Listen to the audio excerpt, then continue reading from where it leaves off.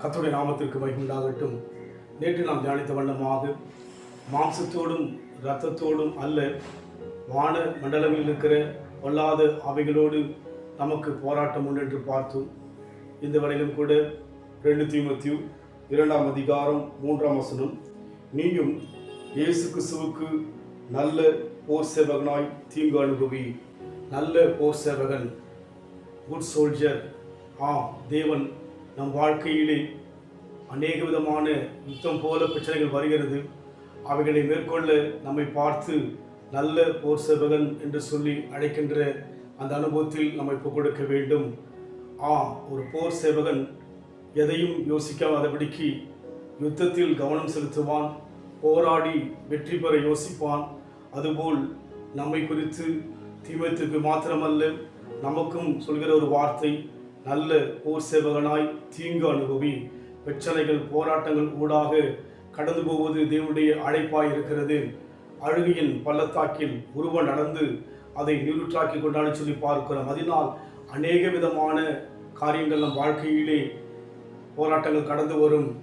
நாம் அதை கவனமாக இருக்கும்படியாக நம்மை குறித்து வேதம் சொல்கிற வண்ணமாக ஒரு போர் சேவகனாக யுத்தம் பண்ணுகின்ற ஒரு மனிதனாக இருக்க வேண்டும். யுத்தம் என்று சொன்னால் மாம்சத்தோடும் இரத்தத்தோடும் அல்ல, ஆவிகள் என்று சொல்லி பார்க்கிறோம். வான மனதில் இருக்கிற பொல்லாத ஆவிகள் இன்றைக்கு நம் வாழ்க்கையிலே நம்முடைய கோபத்தை அதிகரிக்கும்படியாக, எரிச்சலை அதிகரிக்கும்படியான கிரியைகளை அநேக ஆவிகள் மூலமாக மனுஷனுக்குள்ளாய் செயல்பட்டு நம்முடைய கிறிஸ்துவ வாழ்க்கையை மாற்றும்படியாக, விலகும்படியான யுத்தங்கள் நடக்கிறது. நாம் யார் என்று சொன்னால் போர் சேவகன், சோல்ஜர்ஸ். நிச்சயம் அந்த அனுபவம் நம் வாழ்க்கையிலே அநேக விதத்திலே நமக்கு மாத்திரமல்ல, அநேகருக்கு பிரயோஜனமாக இருக்கும். அந்த அனுபவத்தில் போகதான் தேவன் அழைத்திருக்கிறார். தீமோத்தேயு குறித்து பார்க்கும்போது அவன் தேவனுக்கு பயந்த ஒரு மனுஷன். அவன் தாயாகிய அவருடைய பாட்டியாகிய அனைவரும் விசுவாசிகளை சொல்லி பார்க்கிறோம்.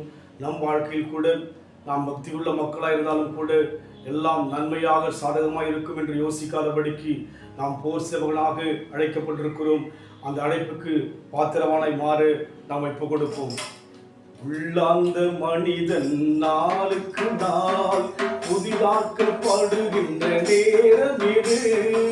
உள்ளாந்த மனிதன் நாளுக்கு நாள் புதிதாக்கப்படுகின்ற நேரம் இது.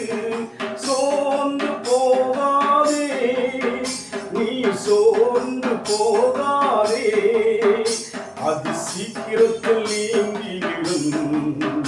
இந்த லேசான உபத்திரவம் அது சீக்கிரத்தில் நீங்கிவிடும்.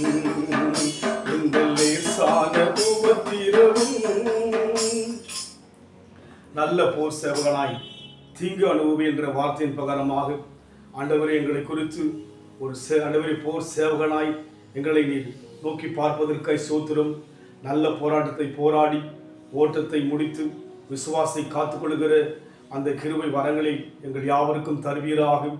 நாங்கள் அதை ஆண்டவரே பாரமாய் எண்ணாதபடிக்கு எல்லாம் எங்கள் வாழ்க்கையில் சம்பவிக்கும் வார்த்தைகள் ஆமென்றும் ஆமென்றும் உள்ளதால் நாங்கள் இன்றைக்கு ஏற்றுக்கொள்கிறோம்.